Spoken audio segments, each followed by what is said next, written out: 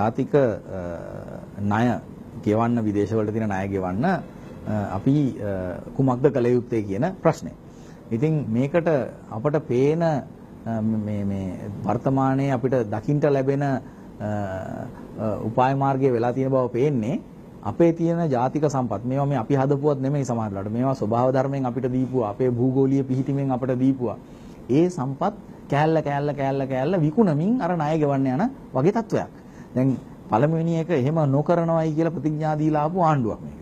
එහෙම නොකරනවයි කියලා ප්‍රතිඥා දීපු ආණ්ඩුවකට ජාතික සම්පත් අඩු ගානේ බද්දටවත් එහෙම දෙන්න අයිතියක් නැහැ.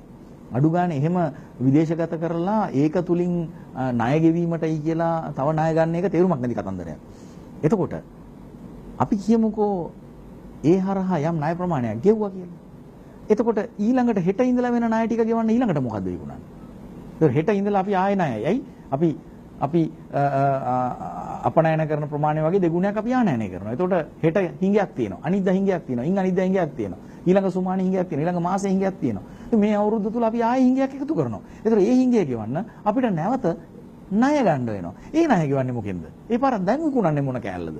මේක හරියට අර බේබද්දෙක් තමන්ගේ එදිනෙදා ආදායම් වියදම් පාලනය කරගන්නේ නැතුව එදිනෙදා තමන්ගේ ආර්ථිකය හසුරවගන්නේ නැතුව ණය මත යැපෙමින් සෙල්ලක්කාර ජීවිතයක් ගත කරනවා වගේ වැඩක්. ඒක ගෙවා ගන්න බැරි වෙනකොට අර නින්දගමේ කෑල්ලක්, ඉඩමේ කෑල්ලක් විකුණනවා, ගෙයි කාමරයක් විකුණනවා.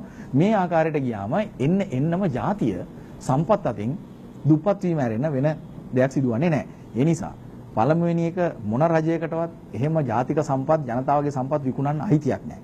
මොකද මේ රටේ තියෙන ප්‍රඥාප්තියක්. මේ රටේ තියෙන ප්‍රධානතම ප්‍රඥාප්තිය තමයි දේවානම්පියතිස්ස රජතුමාට මිහිඳු හාමුදුරුවෝ කියපු ප්‍රඥාප්තිය. ඒ තමයි මහරජ ඔබ මේ රටේ සම්පත්වල අයිතිකරු නොවේ. මේ රටේ සම්පත්වල බාරකරු පමණි. සම්පත්වල බාරකරු කියන්නේ ඒ බාරකාරත්වයේ වගකීම කියන්නේ ඔබට ඕන ආකාරයට මේ සම්පත් විකුණන්න හෝ අන්සතු කරන්න හෝ නොවේ.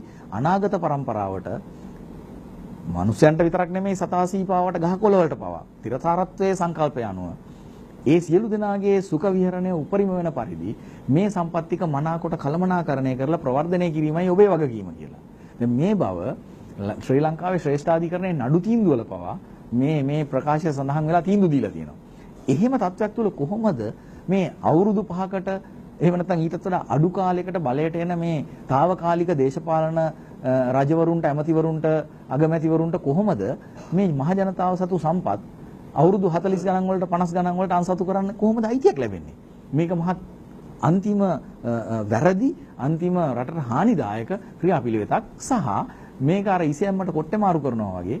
එහෙම නැත්නම් අපි අර අතිසාරයට අමුඩේ ගන්නවා වගේ වැඩක්. මොකද ප්‍රශ්නෙට උත්තරේ මේකෙන් ලැබෙන්නේ නැහැ. ප්‍රශ්නෙට උත්තරේ තියෙන්නේ වැඩිපුර ණය නොවි දැන් තියෙන ණය ටික ක්‍රමයෙන් ගෙවමින් ක්‍රමයෙන් දෙපයින් නැගිටින්න හරිගස්සන ආර්ථික රටාවකට යොමු වීම හැර වත්කම් විකුණමින් තියෙන ණය බේරන්න යනවා නම් ඒකට අපිට ආර්ථික විද්‍යාඥයෝ ඕනෙත් නැහැ. ඔය කියන මහා බුද්ධිමත් මොළ ඕනෙත් නැහැ. ඒක සාමාන්‍යයෙන් අර ගමේ ඉන්න බේබදු දරුවා තාත්තගේ නිින්දගමට කරන වැඩේ තමයි ඒ ණය ගෙවීමට මේ අය ඒ පාවිච්චි කරන්නේ මට පේන ආකාරයට. ඒකට මහා ලොකු විද්වත් දැනුමක් අවශ්‍ය නැහැ.